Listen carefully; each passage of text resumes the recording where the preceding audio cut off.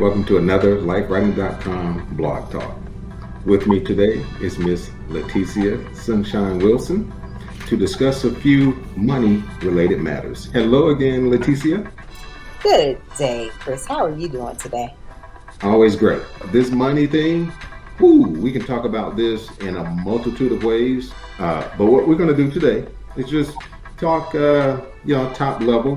Not going to really drill down a lot, but any specificity that you feel is appropriate as we go along, please add it to the conversation. Will do.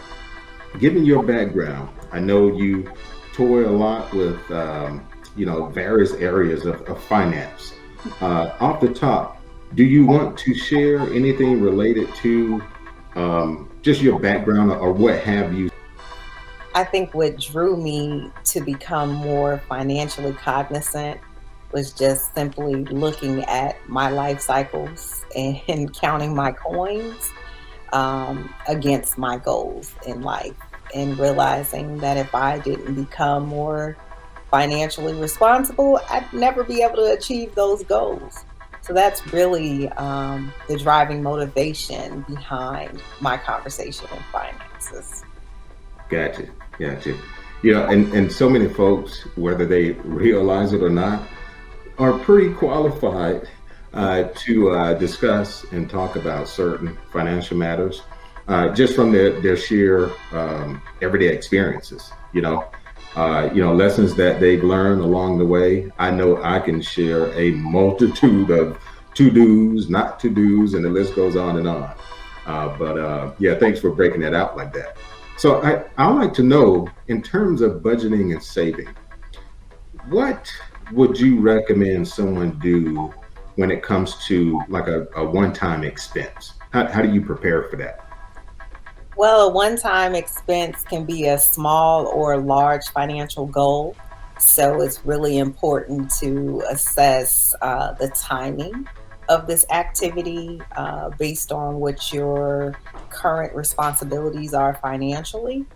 I kind of lean on this process called the sinking fund, which is it's a savings plan that you come up with. You have a target amount.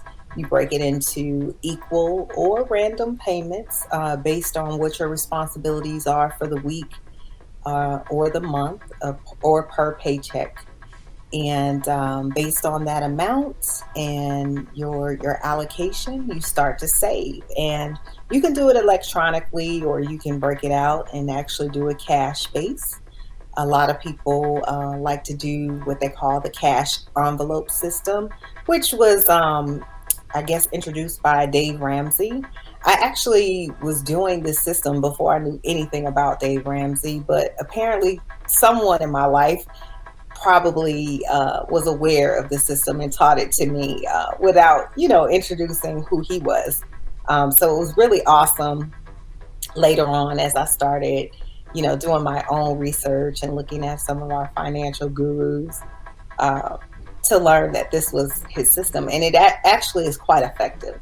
I have a number of sinking funds, and I can tell you each and every time I achieve that dollar amount that I've spent for, it's just an awesome feeling because it's literally money that you save for and you don't feel the pain of it leaving your wallet. Absolutely.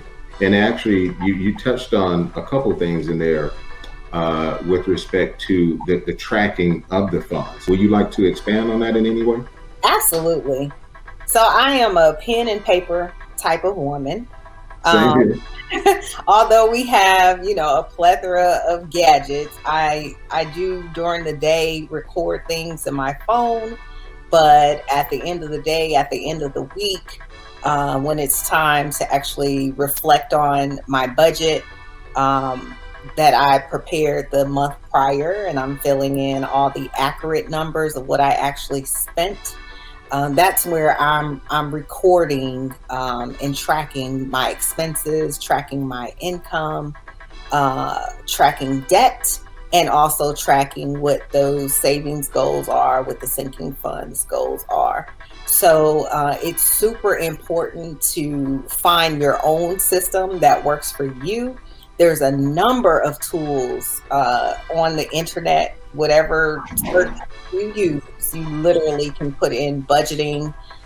You're looking for a budgeting template or a expense tracker, and I'm going to tell you, everybody that pretty much teaches on budgeting and finance has some form of a tracking template. So it's super easy to get into this method of tracking your expenses. You mentioned the tracking of debt. Now, of course, that's another conversation as well. But you know, debt is usually synonymous with it has a negative connotation, right? But so many folks don't understand, that it can be leveraged in a way that it could be extremely positive and beneficial for you. But again, not to delve into that. That's definitely, like I said, a conversation for another time. Please. If you learn to track your debt and you're aware of the annual percentage rates of that Yes. debt, compound interest, actually, you can increase your credit score if that's your goal. When you learn how to pay your debt off prior to the due date and you make that extra payment, if your goal is to have a high credit score, that's how you do it. You gotta track that debt. That's how you do it. Just be out here making random payments, not knowing if that payment is really gonna impact your credit report. Yeah, wholeheartedly agree. And Leticia, you just touched on something else very important. Of course, that credit aspect of everything, that credit score. And again, as I said initially, there's so many layers you could peel back, right? Yeah. When it comes to money matters, the credit, FICO score, I think I was probably in my mid-20s. I was having this conversation with some military buddies, and there were several guys within that little circle who did not know what I was referring to when I mentioned FICA. And that was just so alarming to me, so eye-opening, right? And again, we were all pretty much in our mid-20s, early to mid-20s. And I just thought that was so fascinating that, folks were not aware of what that acronym that's so important meant at that point in their lives. So thanks for mentioning that credit aspect. I'll just add, if you're a parent of a young teenager, it's so important to have that conversation early on, Yes. especially if you're going to send them to college, because I am a victim of that whole sign up for a credit card, get a t-shirt. Same here. Had Same no here. idea what I was doing to my credit history. And I was one of those children where I had a parental figure that set up a credit card for me prior to me going off to college, because See that's it. it's important for me to establish my credit, avoid having and needing a credit card, because that's ultimately the goal, is to be debt free, to have Yes. a positive cash flow where you owe no one. So if you can go into life as a young adult staying debt free without leaning on a credit card, that's absolutely what I would encourage everyone to. Great points. Great points. And again, of course I totally agree with you. So when it comes to, we just mentioned there's so many facets to it. When it comes to prioritizing, versus paying down debt. I know you just said, it's ideal. The most ideal situation is to stay away from it altogether. But Yes. if you do, because things happen, right? Unexpected things happen, and you want to be in a place to make sure that you are giving each and every element is proper diligence, if you will. How would you suggest folks prioritize, the budgeting and saving, vice paying down debt? So again, it goes back to being organized first and foremost. So most of us know what our paycheck is going to be before it arrives. So Right. sit down with yourself, have a date, a come to Jesus moment, what I call it, every month. But have a date with yourself. Record your estimated income. Record your fixed expenses, which could be your mortgage, your HOA, your rent, your car payment, your insurance payment, and then you have your variable expenses, which would be your utilities, maybe even your cell phone or any type of subscriptions or something like that, because those are expenses that can fluctuate. So you're going to categorize those expenses, and then you're going to capture what your debt is. And what I look at as debt is the credit card payments. You might also put your car payment there as well, depending on how you approach paying off your car. No, if you have one, your student loan. So that's going to be another category. And then again, you have your category with your sinking funds and also Uh-huh. your savings. But here's the thing, Uh-huh. you need to pay yourself first. First.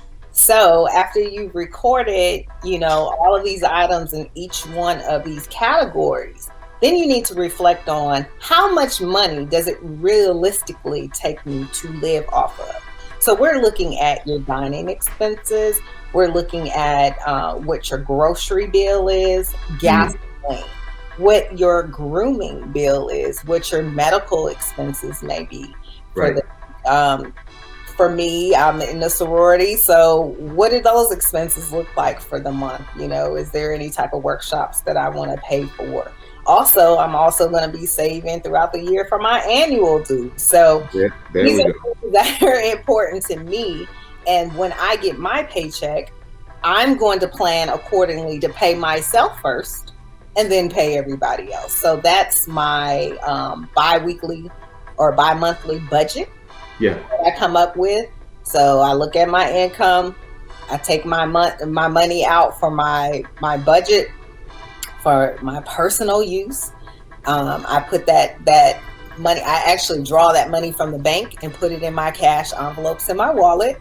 And then I do my electronic transfers for my sinking funds and my savings challenges. And then I cut the check for all, any of the bills that I owe, fixed and variable. So I hope I didn't exasperate that point, but that's how I approach it. Well, I mean, no, seriously, we all know in terms of exasperating anything that's money related is not really possible. There's so much information out there, so many things to be cognizant of when it comes to money matters. I Mhm. mean, look, again, we talked about it before. We can literally talk for days on end about Yeah. anything related to finances. So yeah. Anyway, all of that information is, of course, greatly appreciated. So you, everything you just shared, we have couples out there, right, and married people and all this different stuff. All of those things that you mentioned, we have two people in the fold, right?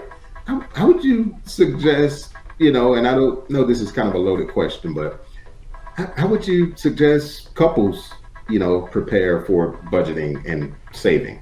I'm taking a deep breath on this one because I I know know, I you're know. going to agree with me on this. But trust me, I know what I'm talking about. Hey, What I'm about to tell you. well, and that's the thing. There are a multitude of perspectives out there, but guess what? Miss Leticia Sunshine is on the show today. So go right ahead. So listen, you made a commitment to your spouse, which means you have a strong foundation of trust, understanding, and prayerfully you all are on the same page financially. However, each person probably has different goals, different spending habits, and in order to avoid major upset, hurt, and pain down the road, it is important to maintain your individual checking or savings account and also have a joint checking and savings account. So, what I am recommending is that as a family, you have an account that pays for your mortgage, your car notes, insurances. But as it pertains to your activities and goals, Hmm. because a man may want to go to football, basketball, the local bar to catch, brews with the boys or something like that, or he. I know many women out there that do those things as well. Oh yes, Okay. but I was getting to No, that. Or, you know, I'm just throwing a bone messing with you.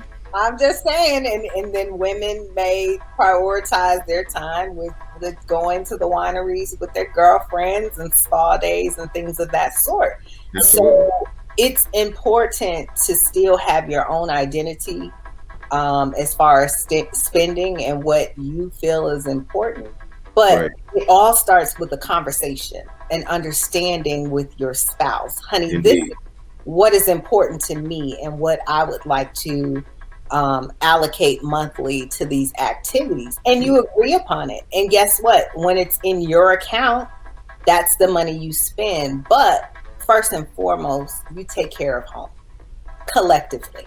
You come Collective. together, you make, I don't, I'm not going to say it has to be right down the middle, because some men are traditional, some women are non-traditional, Right. and roles have changed. So whoever is the breadwinner or makes the majority, maybe they're going to be the ones that carry the larger bills. But either way, both spouses are adding to that joint account to ensure that the household and the children are covered.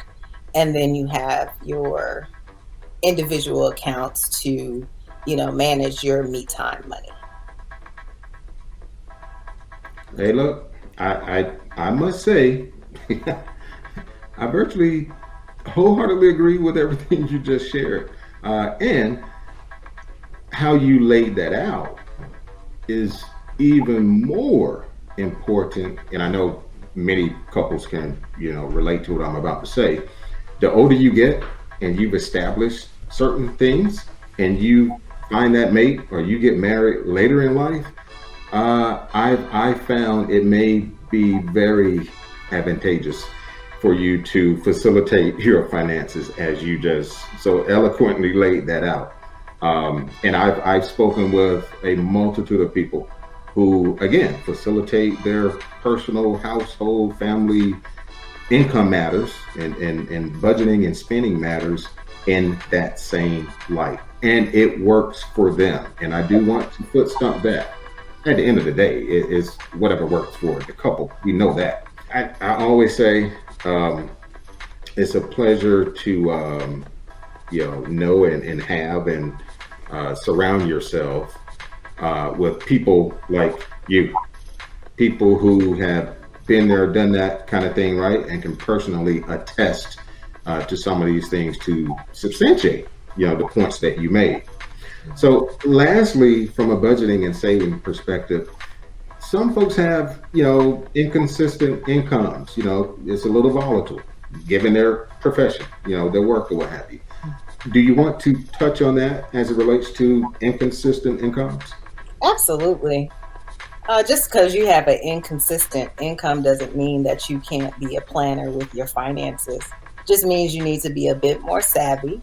And sometimes you need to diversify what you touch daily. You might need a couple more hustles to make sure that you're not coming up short. But at the end of the day, it really comes down to just being financially responsible, not living above your means, and again, planning ahead. If you know your income is volatile, you can't afford to live paycheck to paycheck. You definitely need to have reserves, a nest egg, and your emergency fund. Because the month that that check is a little bit short, guess what? You have an emergency fund to cover not your extracurricular activities, but cover those fixed expenses and Right. also those variable expenses that might be a little higher than normal. So, case in point, we all know the electric bill goes up in the summertime. So, Hmm. $50 that you're paying in the wintertime might double or triple. Be Right. prepared for that, because at the end of the day, your bills are no one else's problem but your own. So No. Yeah. you need to be prepared, Yes. for the shift. Circling yourself with folks, who are knowledgeable in various areas, Yeah. who can add real time, value to, your life, what you're doing, what you may be about to encounter unbeknownst to you, right? Information like this firsthand is so informative, and inspiring at the same time. At least for me, it is. So I thank you as always, for just doing your part. All right. Thanks again, Leticia. You have a good one. Okay. Thank you for having me. You are welcome. All right, everyone. I hope you enjoyed that conversation, and we discussed a few things, as you saw, from budgeting and savings, and the conversation actually went into a couple other directions that are financially related. So, first and foremost, thanks for your support. Take care out there and stick around. There's so much more to come here at lifewriting.com.